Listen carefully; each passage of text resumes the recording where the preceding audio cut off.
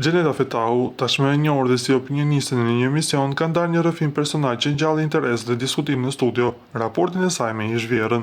Modelja shqiptare tregoi se ka qenë e fejuar për 5 vite dhe gjatë një periudhe të marrëdhënies ka bashkëjetuar me partnerin dhe familjen e tij.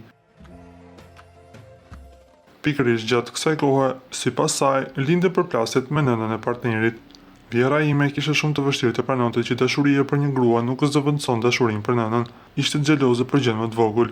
Tha Fetahu me sinqeritet, duke theksuar se për ish partnerin situata ishte e vështirë, pasi ndodhej gjithnjë mes dy zjarreve.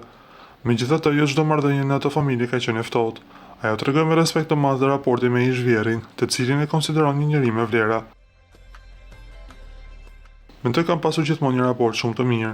Edhe sot, nëse takohemi rastësisht, flasim dhe sillemi si njerëz që kanë respekt për njëri tjetrin.